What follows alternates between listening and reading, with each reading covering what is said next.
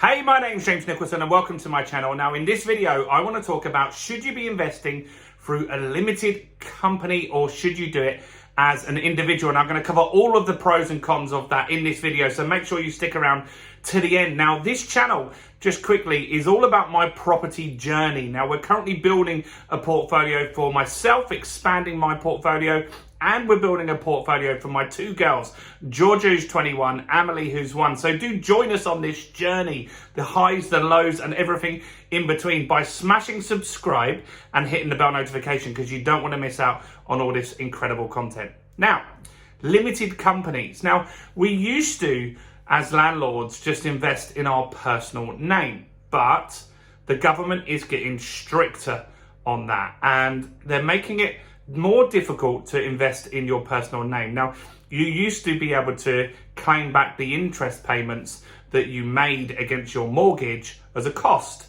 and that would reduce your tax bill. Now, as an individual, you're not able to do that. So if you invest in a limited company, so you set up a company and you invest through that, you're going to be taxed significantly less. Now, the reason for that is the tax that you pay is going to be something called corporation tax.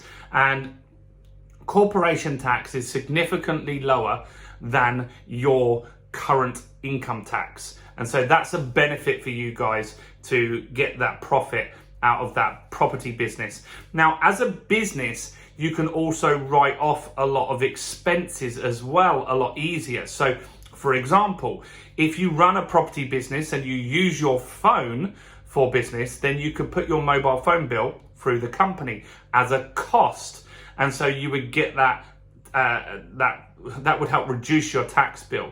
Now, other things you might need are things like broadband, and you might need like petrol, for example, to go and visit projects and stuff like that. So you're able to claim mileage allowance on that, which is really, really important as well. Now, if you have an electric car, you can claim pretty much all the payments back through your limited company and offset that against tax as well, which is what I do with my Tesla. Now, I have a Tesla and I get to offset the payments of the car and I get to claim mileage for wear and tear. So it's a very efficient way to take money out. Now, also, if you're thinking about having children or passing, or maybe you have children already, or you just got someone that you really love that you want to pass on your property portfolio to in the future, if it's in your personal name, the tax that they have to pay on that is going to be very high. Inheritance tax is high. You can Google it at the time of watching this video just to see what it is at the moment. It changes, right? But it's going to get more significant as time goes on. Whereas if you have a limited company, you can get them to become shareholders in the company and there wouldn't be that inheritance tax burden, and there's ways around that if you're creative.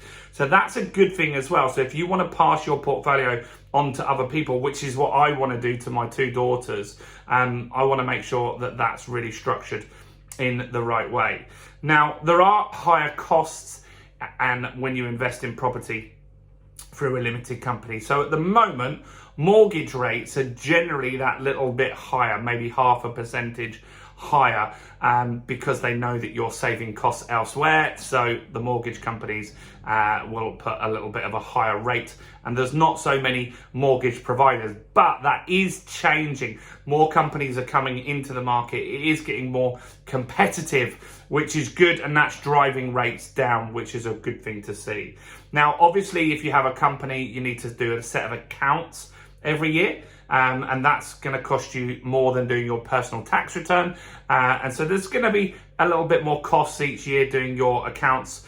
And also what I'm finding with my limited company is it's a bit slower to get the mortgage. It just seems to be a bit more drawn out. But I still don't think that's too much of a downside. Now, who shouldn't be using a limited company? Because that's a good question too, right? And so if you're a lower taxpayer, so you're on the lower tax bracket, which I think is set at 50 grand at the moment. If you're on the lower tax bracket and you think that after your investments, you're still going to stay on that lower tax bracket and you're maybe going to get less than 4 properties, then maybe you don't need to be looking at having a limited company to run your property portfolio through.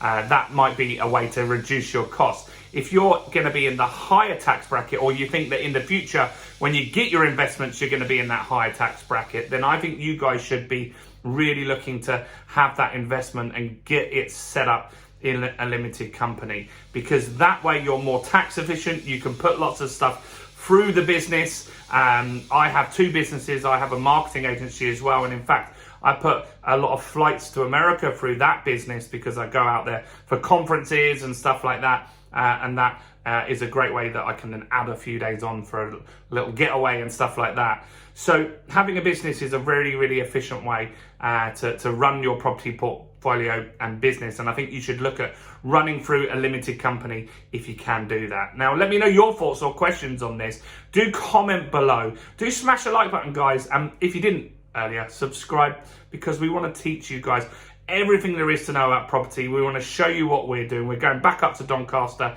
this week, so we'll be able to show you what's going on with that project up there as well. That's it from me. I'm James Nicholson, and I'll see you guys in the next video. Bye for now.